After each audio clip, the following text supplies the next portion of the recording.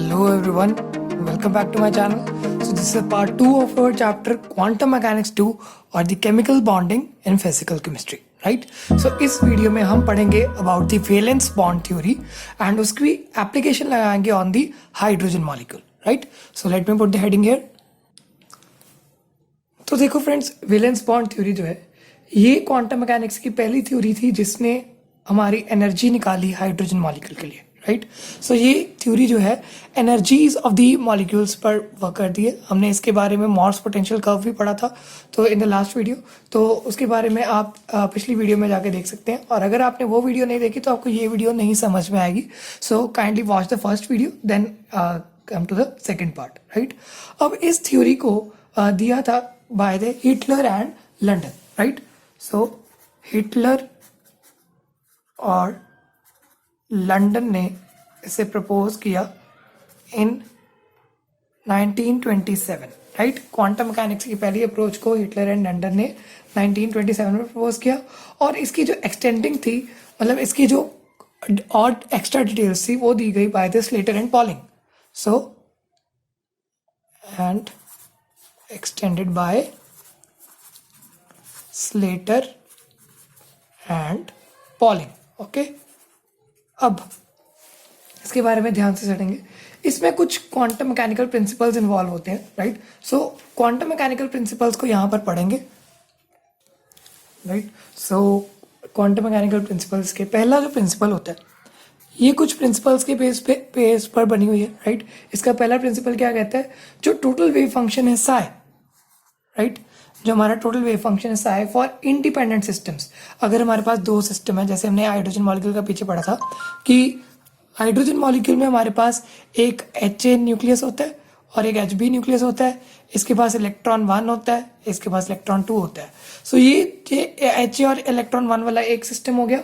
सो इसका जो wave function होता है साई A हो जाएगा और HB और इलेक्ट्रॉन 2 वाला दूसरा सिस्टम हो गया, इसका वेव फंक्शन साई B हो जाएगा.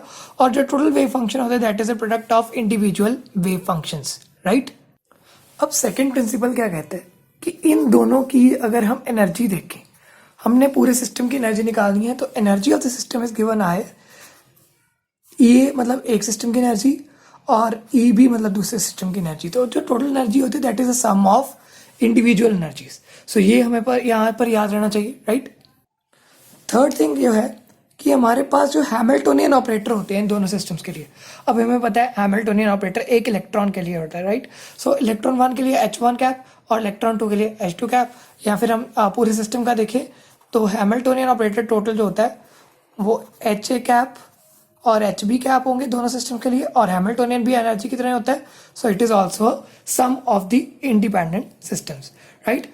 अगर हमारे पास मैनी इलेक्ट्रॉन सिस्टम है, बात क्या आती है, अगर हमारे पास मैनी इलेक्ट्रॉन सिस्टम है तो हमारे पास जो वेव फंक्शन होगा, जो हमारे पास वेव फंक्शन होगा total wave function that is a linear combination of wave functions. So अगर मैनी इलेक्ट्रॉन सिस्टम है जैसे psi 1, psi 2, psi 3 and so on, बहुत सारे हमारे पास सिस्टम्स है, राइट?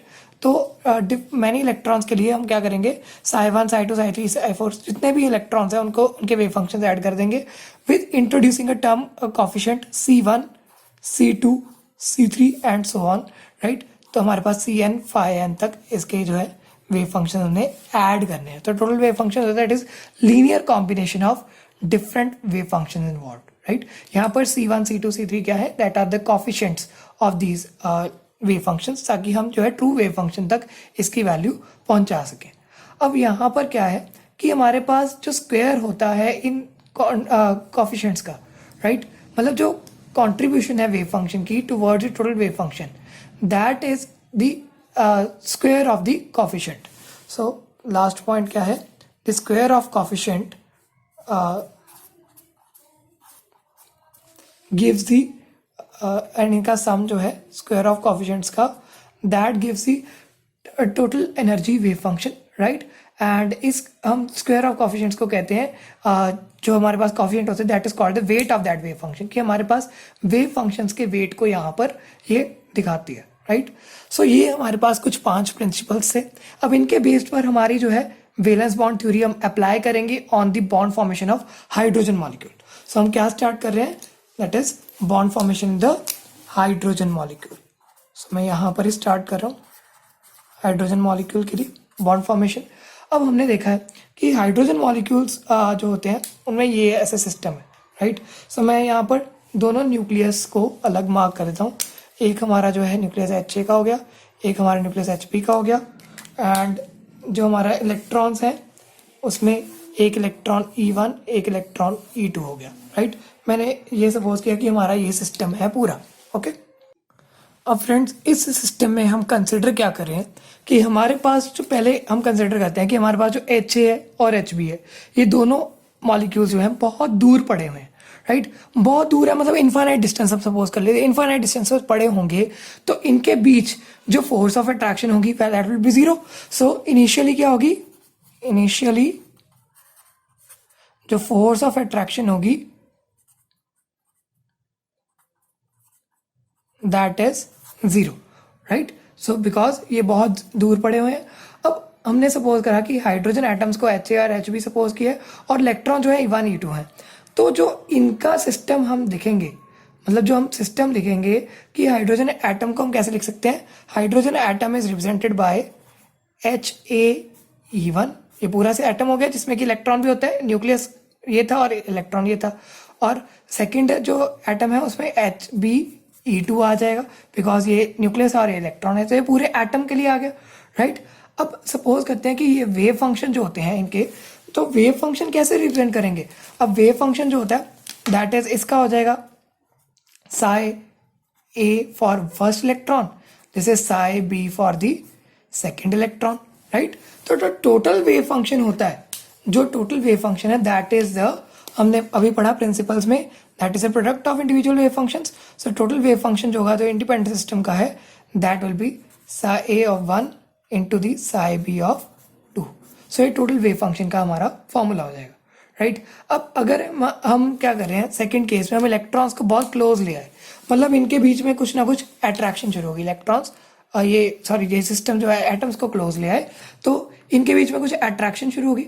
तो यहाँ पर जो पोटेंशियल एनर्जी होती है, तो potential energy E that is given as the, हमने पिछली वीडियो में पढ़ा था कि हमारे पास जब पोटेंशियल एनर्जी कैलकुलेट करते हैं उसका फॉर्मूला क्या होता है, that is Sai into H cap Sai D tau, Sai H cap Sai D tau था, तो यहाँ पर साई की वैल्यू क्या है, Sai A1 Sai B2 H cap, फिर साई आता है, सो Sai A1 Sai B2 and यहाँ पर एंड में वॉल्यूम एलिमेंट आया था d tau, and this is integrated over the whole space plus infinity to minus infinity to plus infinity, right. और डिवाइड किससे करते हैं हम, साई स्क्वायर डी टाउ से, बिकॉज ये नॉर्मलाइज्ड वेव फंक्शन होते हैं। So psi square d tau क्या होता है, वो साई की वैल्यू क्या होगी, साई A1 साई B2, और ये पूरी टर्म का हम क्या कर देंगे, स्क्वायर कर देंगे इनटू दी डी टाउ, ये भी माइनस इन्फिनिटी से प्लस इन्फिनिटी तक। So this is the equation for the calculating the energy. So इसे हम ये फर्स्ट वाली को मार्क लेते हैं 1 एंड ये सेकेंड इक्वेशन को मार्क लेते हैं 2, राइट। अब इसके बेसिस पर हम जो है एनर्जी कैलकुलेट करेंगे फॉर दी हाइड्रोजन एटम।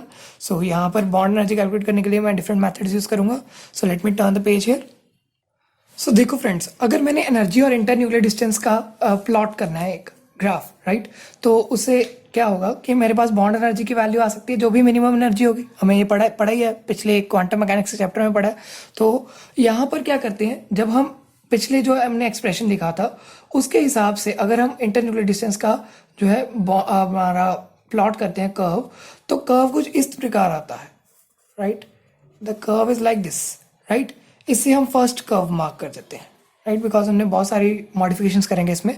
तो फर्स्ट कर्व क्या होता है, that is the if energy is plotted as a function of internuclear distance, right. So यहाँ पर देखा गया कि एनर्जी जो है डिक्रीज होती है पहले स्टार्टिंग में एंड एक मिनिमम तक ये डिक्रीज होगी, एंड यहाँ पर जब मिनिमम एनर्जी आ जाएगी हमें पता लग जाएगा कि हमारा हाइड्रोजन मॉलिक्यूल फॉर्म हो गया।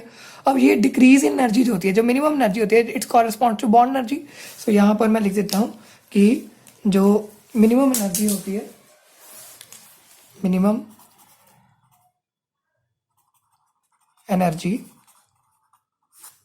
Is directly proportional to the bond energy, right. So ये ग्राफ में जो मिनिमम एनर्जी होगी of the molecule that is corresponds to the bond energy, और जो डिस्टेंस होगा, distance at this energy,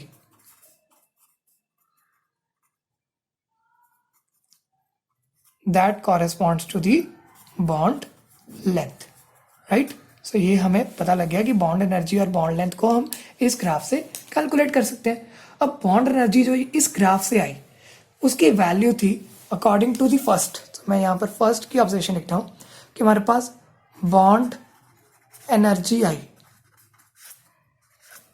24 kilo joule per mole, okay. And जो हमारे पास इंटरन्यूक्लियर डिस्टेंस की वैल्यू आई, मतलब हमारे पास जो बॉन्ड लेंथ आई, तो मैं इसको भी सेम पैनल से मार्क कर रहा हूँ, bond length was found to B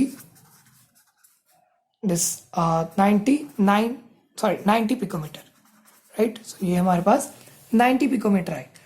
और हमने क्या देखा कि हमारे पास जो एक्चुअल बॉन्ड एनर्जी होती है, जो हमारे पास एक्सपेरिमेंट से कैलकुलेट करा गया, तो एक्सपेरिमेंटल कर्व मैं यहाँ पर ड्रॉ करूँगा। अब एक्सपेरिमेंटल कर्व क्या कहता था कि हमारे पास जो बॉन्ड एनर्जी होती है वो कुछ इस प्रकार होती है, मतलब वो बहुत ज़्यादा डिक्रीज कर जाता है ग्राफ, राइट। सो जो बॉन्ड एनर्जी होती है इसकी वैल्यू जो आती है अकॉर्डिंग टू द एक्सपेरिमेंट्स, यहाँ पर मैं लिखता हूँ एक्सपेरिमेंटल। सो बॉन्ड एनर्जी क्या थी, that was found to be 458 kilojoule per mole. तो ये तो बहुत ज़्यादा बड़ी एनर्जी थी, और लेकिन यहाँ पर तो ये बहुत कम एनर्जी दी हुई है। और सेम बॉन्ड लेंथ जो इसकी थी that was found to be 74 picometre. तो ये भी मैच नहीं कर रही थी आपस में, ये मैच नहीं करी वैल्यूज, मतलब ये हमारा जो है ग्राफ थोड़ा सा सही नहीं आया, राइट। तो ये शो होता है कि हमारे पास जो अबव कैलकुलेशन है अच्छी अप्रॉक्सीमेशन नहीं है, क्योंकि हम जो मेथड्स पढ़ते हैं, रिड्स वेरिएशन मेथड या वैलेंस बॉन्ड थ्योरी, इससे क्या होती है अप्रॉक्सीमेशन ले रहे हैं। तो पिछली वीडियो में ये डिस्कस हो चुका है, मतलब हमारे पास क्या है कि कुछ इंट्रैक्शंस और भी हैं हाइड्रोजन मॉलिक्यूल में, जिसकी वजह से ये एनर्जी हमारे पास आई है, मतलब मिनिमम एनर्जी ये वाली आई है, राइट। एंड इसके कॉरेस्पॉन्ड करे हमारा इंटरन्यूक्लियर डिस्टेंस, राइट। अब इसी को ही हम देखते हैं with the help of some contribution. So interaction हम पॉसिबल जो भी थी हम वो लगाएंगे, राइट। अब ध्यान से सुनते जाइएगा, जो ये इंट्रैक्शंस हैं इसके एग्जाम में क्वेश्चंस डायरेक्ट आते हैं। फर्स्ट इंट्रैक्शन क्या है, राइट। सो यहाँ पर मैं हेडिंग डाल रहा हूँ इंटरैक्शंस। इसमें हम 3 इंट्रैक्शंस पढ़ेंगे, बट पहली जो हमारे पास है that is exchange of electrons. मतलब हमारे पास दोनों हाइड्रोजन एटम जो हमने अभी पढ़े थे, इन दोनों में एक्सचेंज हो जाता है इलेक्ट्रॉन्स का। कैसे होता है कि हमारे पास हमने क्या कहा कि हमारे पास हाइड्रोजन ए के साथ HA के साथ इलेक्ट्रॉन है E1, राइट। सो मैं फर्स्ट इंट्रैक्शन जो हमने पहले पढ़ चुके हैं वो यहाँ पर फर्स्ट मार्क कर रहा हूँ। हमारे पास HA है, उसके पास E1 इलेक्ट्रॉन है, और HB के साथ कौन सा इलेक्ट्रॉन था, E2 इलेक्ट्रॉन। पर लेकिन अकॉर्डिंग टू दिस इंट्रैक्शन ये सपोज किया गया कि हमारे पास जो इंट्रैक्शन हो रही है that is also between the HA and second electron and HB and the first electron. So ये हमारे पास दो डिफरेंट सिस्टम्स बन गए, right. And in different systems के हिसाब से हमारे पास जो वेव फंक्शन आया था, पहले हमारा जो वेव फंक्शन आया था that was corresponding to this. So psi1 जो हमारे पास वेव फंक्शन था that was psi-A1 and psi-B2 का प्रोडक्ट, राइट। बट लेकिन अब हमारे पास वेव फंक्शन आया था psi जो था for the second system that is psi-A2 मतलब सेकेंड इलेक्ट्रॉन के लिए, and psi-B1 for the first electron. So ये वेव फंक्शन हमारे हो गए थे एक्सचेंज, राइट। अब हमारे पास मल्टी इलेक्ट्रॉन सिस्टम हो गया, मतलब ये थोड़ा सा बड़ा हो गया। तो हमारे पास टोटल वेव फंक्शन कैसे रिप्रेजेंट करते हैं, तो वेव फंक्शन हम कैसे रिप्रेजेंट करते हैं, हमने 5th पॉइंट में पहले पढ़ा था फॉर दी प्रिंसिपल्स कि total wave function is a linear combination of the individual wave functions, right. So valence bond wave function जो आएगा that will be C1 psi1 plus C2 psi2, right. अब ये हमारा जो C1 है और psi1 है, ये इसकी वैल्यू ये है, और psi2 की वैल्यू ये है, तो इसमें मैं सिंपली पुट कर दूंगा। सो C1 psi-A1 psi-B2 प्लस यहाँ पर क्या है, लीनियर कॉम्बिनेशन है हमारे पास। इसमें जो है बॉन्डिंग स्टेट भी आ सकती है, एंटी बॉन्डिंग स्टेट भी आ सकती है, नॉन बॉन्डिंग स्टेट भी आ सकती है। तो यहाँ पर मैं एक अप्रॉक्सीमेशन ले रहा हूँ कि ये नेगेटिव में भी हो सकता है, कि ये दोनों एक दूसरे को कैंसिल आउट भी कर सकते हैं। सो ये हमारे पास plus and minus C2 Psi A2 Psi B1, ये हमने लीनियर कॉम्बिनेशन का फॉर्मूला लिख दिया। अब हाइड्रोजन मॉलिक्यूल के लिए क्या होता है, condition for H2 molecule, right. हमारे पास क्या है, दोनों एटम सेम है, same atoms are there, so C1 is equal to C2, और ये दोनों किसके बराबर होंगे, 1 के बराबर होंगे फॉर द सेम एटम्स। तो हमारे पास क्या आ जाएगा, हमारे पास जो वेव फंक्शन आ जाएगा that will be Sai valence bond, that will be Sai A1 Sai B2 plus and minus psi A2 Sai B1। Okay, इस तरीके से आ गया। अब हमारे पास इन दोनों के लीनियर कॉम्बिनेशन दो टाइप्स के हो सकते हैं, एक पॉजिटिव वाला और एक नेगेटिव साइन डाल के, राइट। इसको मैं नेक्स्ट पेज पे करता हूँ, इतना नोट कर लीजिए, स्क्रीनशॉट ले लीजिए इसका, तभी आपको नेक्स्ट समझ आ जाएगा, राइट। सो मैं नेक्स्ट पेज यहाँ पर टर्न कर रहा हूँ। अब देखो यहाँ पर मैं क्या करूँगा, एक बार मैं प्लस का साइन डालूंगा, साई A1 साई B2, अब यहाँ पर प्लस आ जाएगा, Sai A2 Sai B1, right. और एक बार हम माइनस का साइन डाल देंगे, Sai A1 Sai B2 minus psi A2 Sai B1, right. तो ये दो कॉम्बिनेशंस बन गए, इनकी दो इक्वेशंस आ गई हमारे पास, A equation and B equation, right. जब इनके कर्व्स प्लॉट करे गए इन दैट ग्राफ, राइट, तो मैं ग्राफ को यहाँ पर फिर से लेके आता हूँ। अब ये A जो था यहाँ पर इसका ये ग्राफ है, राइट। जो A वाली इक्वेशन थी उसके लिए जब ग्राफ प्लॉट करा गया, कर्व प्लॉट करा गया, तो हमारे पास क्या था कि हमारे पास कर्व कुछ इस तरीके से आ रहा था, लाइक दिस, राइट। तो ये हमारे पास, इसका नाम दे दिया हमने कर्व 3, राइट। और जब हमारे पास B इक्वेशन आ रही थी तो ग्राफ जो था वो इस तरीके से आ रहा था, लाइक दिस, राइट। तो ये हमारे पास सेकेंड इसका नाम दे दिया, राइट। एंड ये दोनों जो ग्राफ्स हैं, आप ध्यान से देखिए, it corresponds to the bond बन रहा है यहाँ पर, इसमें बॉन्ड नहीं बन रहा, तो it is non bonding state and this graph corresponds to the bonding state. Okay, so ये हमारे पास दो डिफरेंट कर्व्स आ गए, राइट। अब इसमें मैं लेबल कर सकता हूँ that for this equation the graph 3 is obtained and for this equation graph 2 is obtained। हमने ये दो ग्राफ प्लॉट किए और हमें क्या पता लगा कि ये बॉन्डिंग और नॉन बॉन्डिंग इन दोनों वेव फंक्शन से हमारे पास आ सकते हैं। और इन वेव फंक्शन से जो हमारे पास जो थर्ड वाला जो कर्व आया था, राइट, अभी बॉन्डिंग स्टेट वाला, उसमें क्या देखा गया कि हमारे पास जो बॉन्ड एनर्जी थी, बॉन्ड एनर्जी जो थर्ड वाले की वैल्यू आई थी that was found to be 303 kilojoule per mole. मतलब ये तो काफ़ी हद तक सिमिलर थी 4 हमारे 58 के साथ। 458 was the total energy of the hydrogen molecule experimentally, but theoretically हमारे पास 303 आ गई थी, तो काफ़ी मैच करी थी, बट लेकिन अभी भी कुछ करेक्शन होनी बाकी है। और बॉन्ड लेंथ जब इसकी देखेगी तो bond length was found to be this value is 80 picometre, right. So 80 picometre की बॉन्ड लेंथ आ गई, तो ये भी हमारे 74 पिकोमीटर के नियर अबाउट पास आ गया, पर लेकिन ये एग्जैक्ट अभी नहीं आया। तो एग्जैक्ट लाने के लिए हमने एक और इंट्रैक्शन यहाँ पर पॉसिबल करी, that was called as screening effect. ये सेकेंड इंट्रैक्शन क्या है, that is screening effect. Okay, अब इसमें क्या देखा गया कि हमारे पास जब एटम्स एक दूसरे के क्लोज आते हैं, राइट, इलेक्ट्रॉन एक एटम का जो दूसरे एटम को शील्ड करता है। मतलब देखो, ये हमारे पास HA है और ये E1 है, HB है और ये E2 है। जो एक एटम का इलेक्ट्रॉन है, समझ लो ये इस ऑर्बिट में मूव कर रहा है, राइट, इलेक्ट्रॉन, तो ये दूसरे एटम को शील्ड करता है, राइट। मतलब ये दूसरे इलेक्ट्रॉन को शील्ड कर रहा है, और उसी तरीके से ये जो इलेक्ट्रॉन इसका मूव कर रहा है, ये इधर वाले इलेक्ट्रॉन को शील्ड करेगा। ओके, तो इससे हमें क्या पता चला कि हमारे पास ये जो इलेक्ट्रॉन्स हैं these are not perfectly attracted by the nucleus. जो इलेक्ट्रॉन 2 है वो परफेक्टली जो है अपनी तरफ अट्रैक्ट नहीं कर पा रहा, जो इलेक्ट्रॉन 1 है वो एच भी परफेक्टली अट्रैक्ट नहीं कर पा रहा। मतलब हमारे पास क्या है, इफेक्टिव न्यूक्लियर चार्ज जो था that was found to be less, right. Effective nuclear charge जो था less than the actual nuclear charge, right. So ये हमने देखा, तो हमने वेव फंक्शन को यहाँ पर इंप्रूव करा, जो हमारे पास वेव फंक्शन से उसको इंप्रूव करा, और वेव फंक्शंस को इंप्रूव करके हमारे पास एक न्यू कर्व आया। सो मैं यहाँ पर आपको न्यू कर्व जो करता हूँ, let me take that page here, right. So यहाँ पर अब जब वेव फंक्शंस को इंप्रूव करा, यहाँ पर देखा गया, तो हमारे पास एक न्यू कर्व आया जिसको मैं एक डिफरेंट पेन से मार्क कर रहा हूँ, राइट। सो ये जो न्यू कर्व था ये कुछ इस तरीके से यहाँ पर आ गया था, ओके। इसको हमने 4 मार्क कर दिया।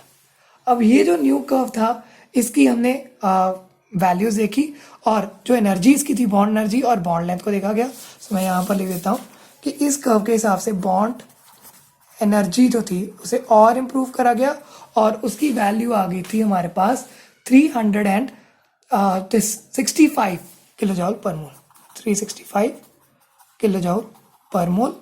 और जो बॉन्ड लेंथ थी उसको भी इम्प्रूव करा गया था, and bond length was found to be this approximately 79 picometer.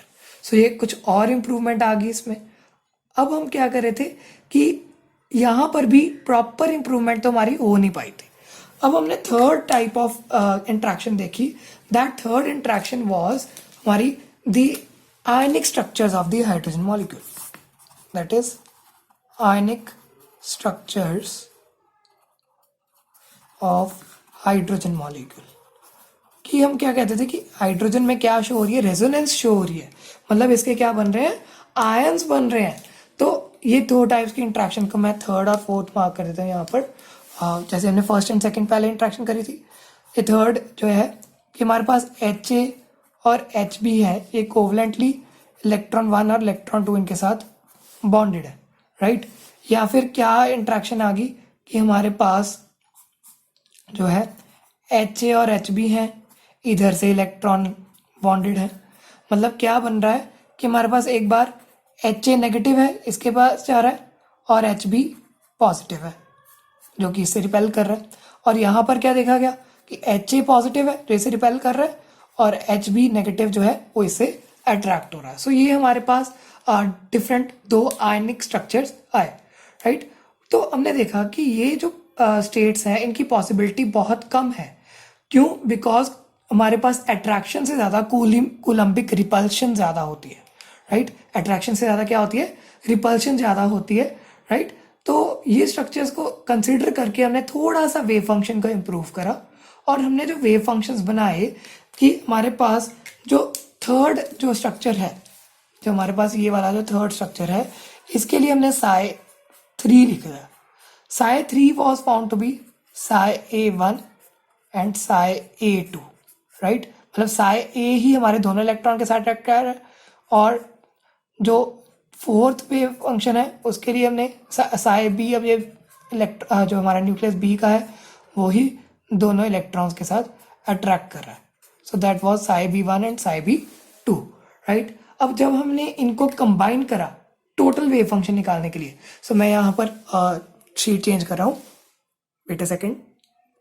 सो हमारे पास जो टोटल वेव फंक्शन था that was found to be psi ionic wave function, और ये टोटल वेव फंक्शन की वैल्यू आई psi-A1 psi-B1 plus psi-A2 psi-B2, right. अब इन दोनों की वैल्यूज को हमने ऐड करा, तो हमारे पास जब हम कोवलेंट कैरेक्टर और आयनिक कैरेक्टर के वेव फंक्शंस को ऐड करते हैं तो हम सिंपल फॉर्मूला लगाते हैं, psi is equal to psi covalent plus lambda psi ionic, right. और ये लैम्डा जो है इसके बारे में मैं अभी बताता हूँ, बिकॉज ये एक्सटेंट बताता है कितनी कॉन्ट्रीब्यूशन हो रही है रेजोनेंस स्ट्रक्चर्स की, राइट। तो psi कोवलेंट जो था उसकी वैल्यूज हमें पहले ही पता थी, दैट वैल्यू वाज दिस जो फर्स्ट और सेकंड स्ट्रक्चर की आई थी। सो psi-A1 psi-B2 मतलब normal plus psi A2 psi B1, right. And इसके साथ हमने ऐड क्या करना है, लेमडा, फिर ऊपर psi A1 psi B1 plus psi A2 और psi B2। मतलब ये हमारा एक new and improved wave function आ गया। जब इस वेव फंक्शन को हमने देखा तो यहाँ पर हमारे पास जो लेमडा था, लेमडा को हम क्या कहते थे, यहाँ पर lambda is known as the mixing coefficient. मतलब ये बता रहा है कि कितनी ज़्यादा हमारे पास मिक्सिंग हुई है, कितने ज़्यादा रेजोनेंस स्ट्रक्चर्स एक्ट कर रहे हैं। और ये मिक्सिंग कॉफिशिएंट को पुट करके हमने देखा कि हाइड्रोजन के लिए मिक्सिंग कॉफिशिएंट की वैल्यू क्या आ रही थी, फॉर लेमडा फॉर हाइड्रोजन जो आ रहा था that was found to be 0.17, right. And इन वेव फंक्शंस को देख के हमने एक कर्व प्लॉट करा, और ये जो कर्व था हमारे पास और भी डीप गया उन चारों कर्व से, राइट। सो मैं यहाँ पर उसी शीट को फिर से लिख रहा हूँ, राइट। तो ये हमारे पास वही शीट आ गई, एंड इसमें जो कर्व प्लॉट करा गया वो 4 से थोड़ा सा और नीचे था, राइट। सो ये इस तरीके से हमारा जो कर्व था, राइट। एंड इसको मैंने 5 मार्क कर दिया, एंड ये 5 कर्व की जो वैल्यू थी that value was found to be कि हमारे पास जो बॉन्ड एनर्जी है उसकी वैल्यू थी 388 किलो जॉल पर मोल। सो मैं यहाँ पर लिख देता हूँ, bond energy according to this is 388 kilojoule per mole, और जो बॉन्ड लेंथ थी दैट वाज 75 पिकोमीटर। तो जो एक्सपेरिमेंटल वैल्यूज थी, एक्सपेरिमेंटल में क्या था 458, तो ये हमने काफ़ी ज़्यादा अपने कम करने की कोशिश कर ली, बट लेकिन बॉन्ड लेंथ जो है वो 74 पिकोमीटर होती है। मतलब ये इसके नियर अबाउट पहुंच चुकी है। तो ये कुछ इसके साथ और भी अप्रॉक्सीमेशंस ली गई, और भी इंट्रैक्शंस पढ़ी गई कि हम इसे पूरा एग्जैक्ट इनसे मैच कर सके, बट लेकिन वो यहाँ पर हम नहीं ज़्यादा डिस्कस करेंगे। बीएससी लेवल तक यही इंट्रैक्शंस हैं। सो इन इंट्रैक्शंस के बिहाफ पर हमने ये देखा कि वैलेंस बॉन्ड थ्योरी जो है वो बॉन्ड लेंथ और बॉन्ड एनर्जी दोनों ही जो है एक्सपेरिमेंटल वैल्यूज के करीब देती है। सो इन थ्योरी से हमने जो है क्वालिटेटिव ट्रीटमेंट सॉल्व करा फॉर द हाइड्रोजन मॉलिक्यूल। अभी तक हमने लुईस का स्ट्रक्चर पढ़ा था कि वो क्वालिटेटिव देता है, बट लेकिन अब हम क्वांटिटेटिव पढ़ रहे हैं, तो ये अब हमें काफ़ी हद तक समझ आ चुका है। अब हम नेक्स्ट वीडियो में स्टार्ट करेंगे मॉलिक्यूलर ऑर्बिटल थ्योरी, जिसमें कि और ज़्यादा इंप्रूवमेंट्स करेगी for the different molecules, right? So till then, stay tuned, do subscribe to my channel for more videos, and thanks for watching. Thank you so much.